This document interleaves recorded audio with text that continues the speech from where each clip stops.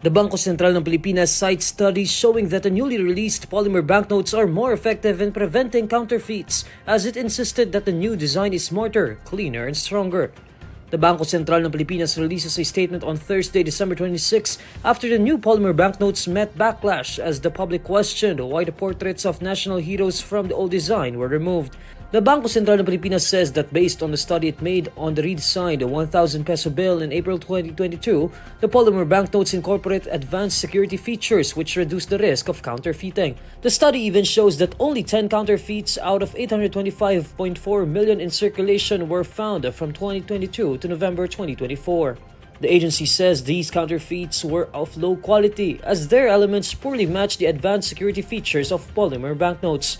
Meanwhile, the Bangko Sentral ng Pilipinas also cites a study conducted by the De La Salle University's Center for Engineering and Sustainable Development Research in 2023, which showed that the global warming potential of the 1,000 peso polymer banknote is 38.36% lower than that of its paper counterpart.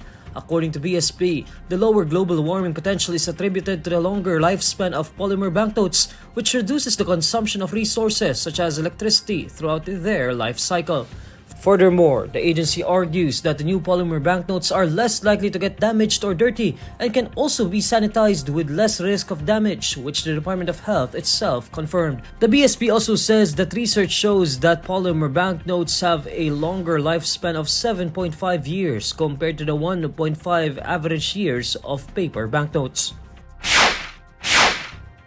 The Department of Health reports 26 new cases of firecracker-related injuries, bringing the total number of cases to 69. In its latest bulletin on Facebook, the DOH says the new total number of cases were recorded from December 22 until 6 a.m. on Thursday, December 26. The reported cases are based on the data from 62 sentinel hospitals that are being monitored by the health agency. The DOH notes that children and minors are the usual users and victims of firecrackers.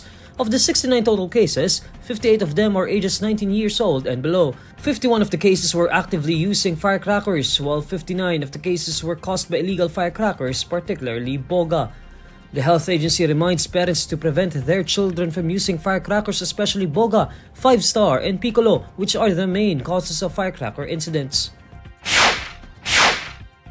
The Department of Tourism still regards 2024 as an exceptional year for Philippine tourism for outperforming pre-pandemic figures in tourism receipt.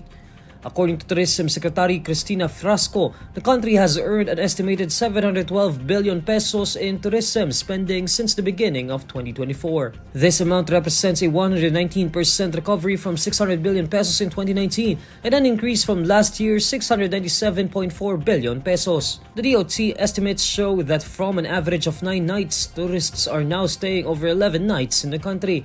Frasco says that the country has the highest tourism per capita spend in the ASEAN at over $2,000 US. She also reports that over 70% of the tourists that come into the country are repeat visitors.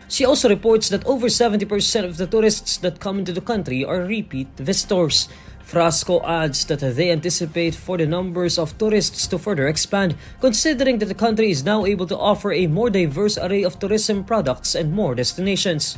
The Philippines targets to reach at least 7.7 million foreign tourists by year-end, a number now seemingly unlikely to be achieved, with arrivals still at 5.6 million as of December 15. Frasco notes that the sector had faced many challenges, including inflationary pressures, geopolitical issues, climate-related disasters, and many other headwinds. According to Frasco, the country is doing exceptionally well in tourism based on their measures of tourism performance, such as visitor receipts, tourism spend, length of stay, and employment. The Bureau of Immigration says Christmas holiday travel saw nearly 190,000 passengers at airports nationwide on December 24 and 25.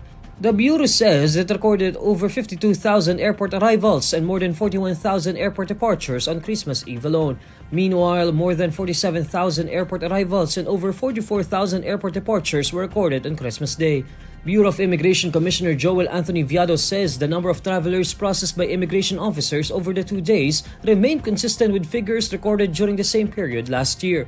Viado assures that immigration officers remain committed in providing seamless services despite the surge in traveler numbers during this peak season. Viado notes that they are expecting another increase in the number of travelers next week for New Year celebrations. The agency reminds travelers to arrive earlier than usual at airports and complete their pre-departure and arrival requirements ahead to help ease the flow at immigration counters during this peak travel season.